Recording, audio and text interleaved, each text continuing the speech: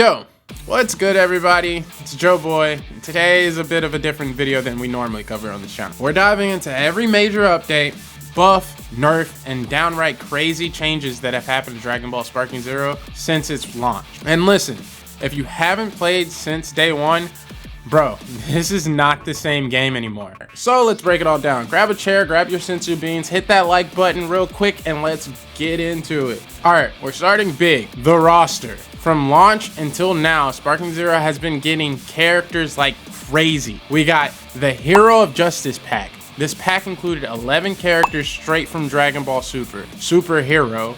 Then we got Daima Character Pack 1, which included 8 brand new character fighters from the new series. Then Character Pack 2 launched with even more characters plus a brand new stage, First Demon World. This stage is fire, by the way. Just if you haven't checked it out, check it out. And we got Switch players. You're eating. The Switch 2 and the Switch version dropped with visual upgrades, smoother gameplay, and cleaner resolution on Switch 2. The roster went from pretty stacked to absolutely, it is an insane roster that we have currently. Next up, modes. Sparking Zero did not stay the same either. Episode battles and bonus battles got rebalanced entirely. They updated how cutscenes flow, how difficulty spikes hit, so you now also get more control over your DP amounts, the display settings, sound quality, offline and online match. They just put love into this. I wish that this was on release, but we're making progress to what this game should be. And ranked mode got a complete overhaul from when the game completely first released. We're talking seasons finally.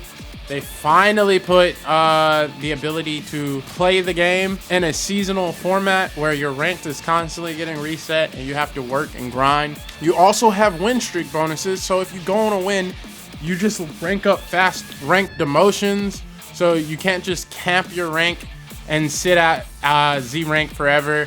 You're actually going to get demoted as time goes on. A more competitive matchmaking structure. Rank finally feels like a real grind, not just random chaos. All right, so this is the section that shook the community a bit. So combat has gotten so many adjustments since release, and some of these literally changed how the game feels. If you haven't played this game in a while, you're not going to be coming back to the same thing at all. One, that the community, at least if you're in the Sparking Zero community, you know about this. DP scaling got removed entirely in single battles. This is huge. Back in launch, if you picked up a low DP character against a high DP one, your health and damage were way different. Now, single battles removes all of that. Everyone gets equal health points, so your skill actually matters. Some people love it, others hate it. I don't really have an indifference about it. I wish that there was a way to kind of turn DP mode back on single battles. That's my only kind of complaint there. That way I don't have to go to DP and then only pick one character, but that's kind of what you do now.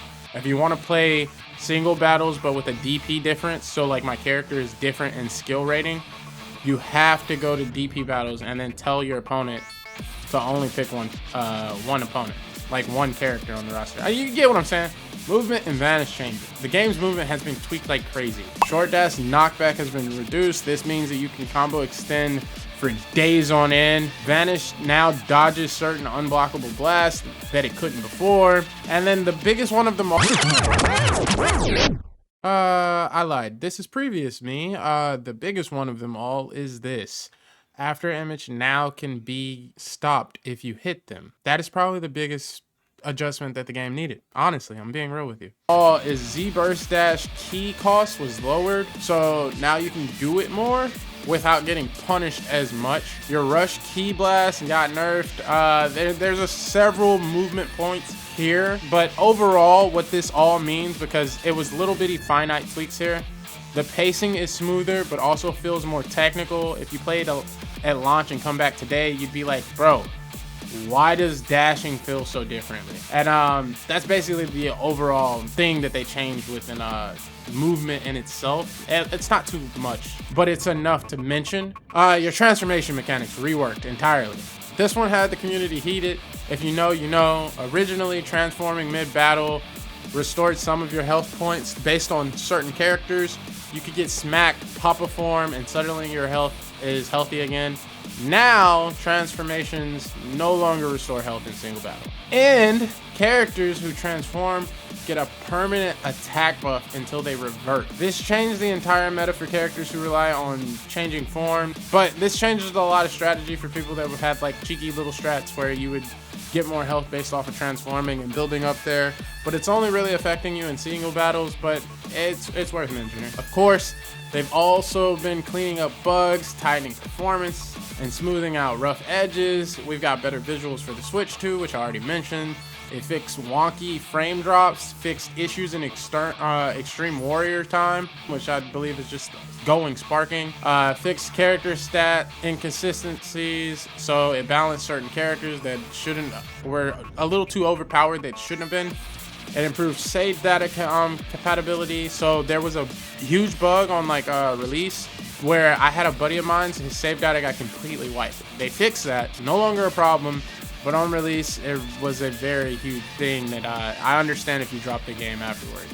Basically, this whole year was them saying, okay, we hear you, let's clean this up and make the game playable again. We gotta talk about it, the controversial stuff. Some of these changes had the community throwing hands online, if I'm being honest with you. One, the DP removal in single battles. Yes, some players liked it, some players didn't. I brushed over it a little bit fast.